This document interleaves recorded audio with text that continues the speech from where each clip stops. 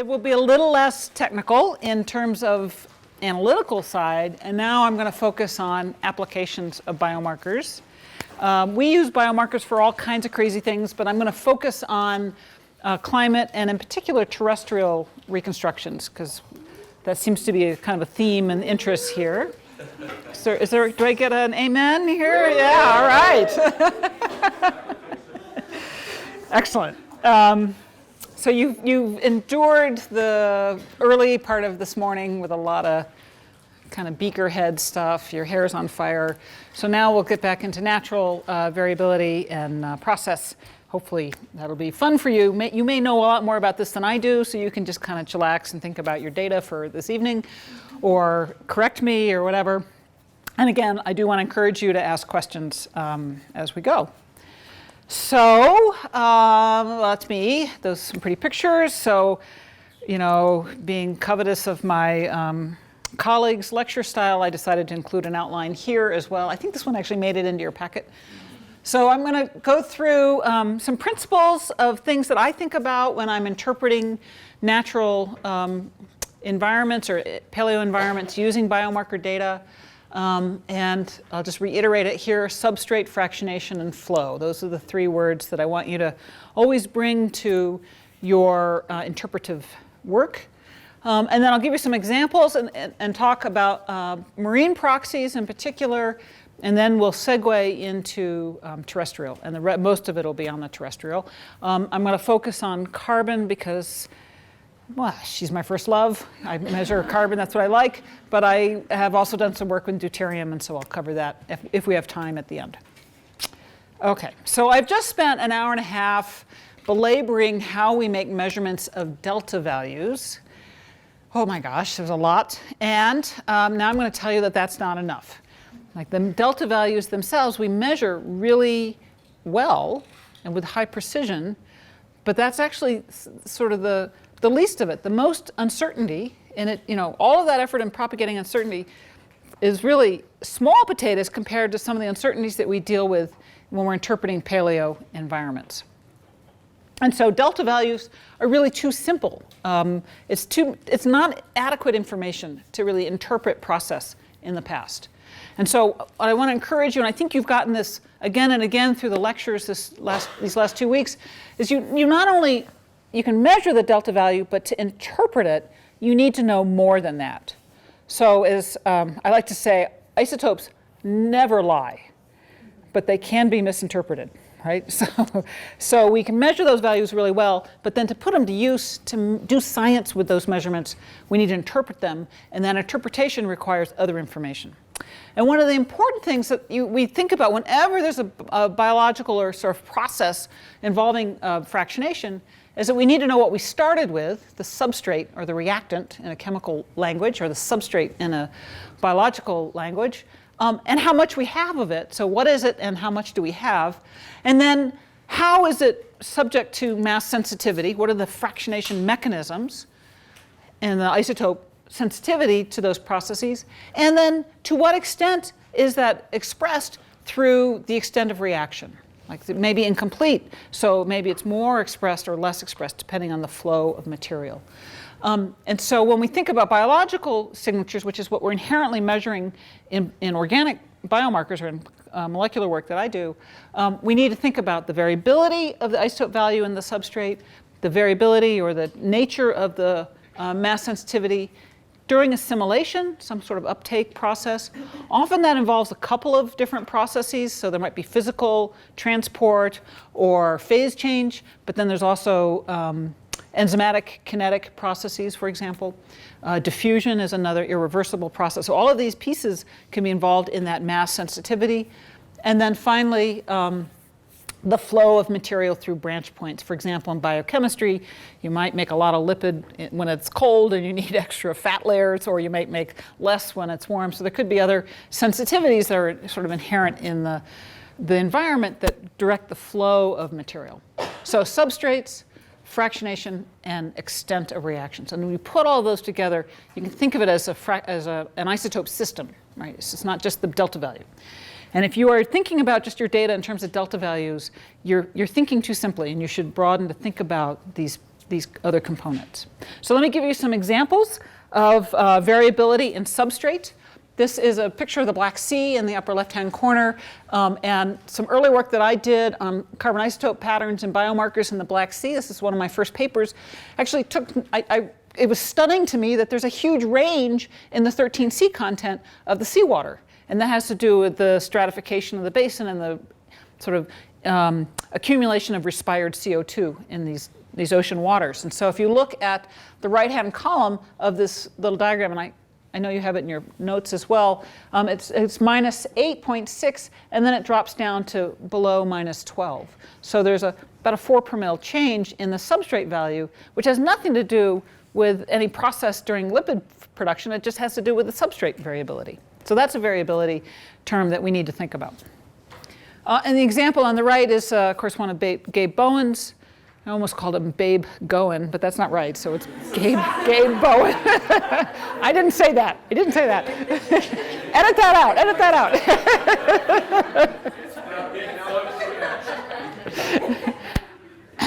I digress. So it's one of his water.org images where they've been interpolating the contours of changes in the isotope value of precipitation. This is for deuterium.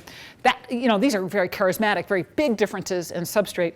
And so when we're measuring hydrogen isotopes in plant waxes, for example, we're actually trying to recapture the source variation, right? We're hoping that we understand the fractionation and flow branch points well enough so that we can get back to that reconstruction. Okay, so that's variability in source. It's often what we're after, but it isn't always. Sometimes we're after variability in fractionation. This is a figure from my colleague Chris House's work. This is on microbes and different mechanisms by which, or different biochemical pathways by which they make their own carbon substrates, so autotrophy. And you can see that the fractionation, he's expressed this on a delta scale, which he should have done it as fractionation, but that's okay. It illustrates the variability in the amount of fractionation of carbon during uptake that's observed for these organisms. So the pathway matters, and it matters because it changes the fractionation factor. A really important example that's discussed a lot in this course is the difference between C3 and C4 photosynthesis. Those are differences in mass sensitivity during carbon uptake that reflect on the plant type. And that is sort of layered on top of then any variability of CO2 that might be available to the plant. It can be pretty dramatic, and I love this picture or this image from this paper by her, which is measurements of acetate, which if you ever take my organic geochemistry class at Penn State, you know is my favorite molecule. It's like the yin-yang molecule. I love this molecule. It's got an oxidation state of +3 adjacent to an oxidation state of -3. It's just a perfect molecule. So anyway, it's also really important in microbial cycling of carbon in marine sediments and environments. And her work using an LC coupled to an IRMS, which I didn't discuss this morning, but that capability exists as well. She found high variability in the concentration, and then about 100 per mil range in the 13C. Now that's cool, right? So that's a combination of substrate and pathway differences. And the interpretive, this is her figure, the figure on the right, the panel on the right shows the interpreted pathway differences for these signals. So it's not subtle, particularly in this case. So variability of source and variability of process combined together with the proportion of flow through the various pathways to give us the signals that we see. And so don't think just in terms of delta, but think in terms of process and flow of material and fractionation. So when we're looking at organic compounds, they're the products of metabolic systems.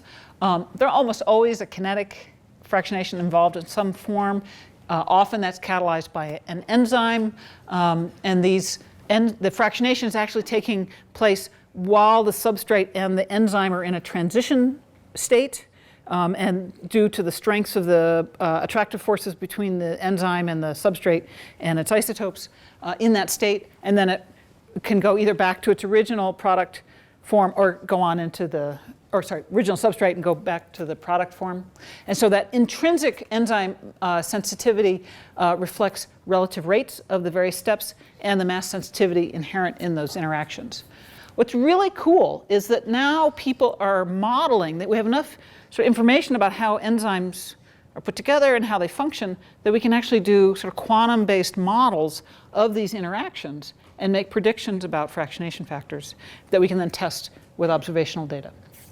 I don't do that myself, but there's people who do, and it's the capability in sort of first principles modeling of chemical reactions have really moved forward, and it's a really powerful tool.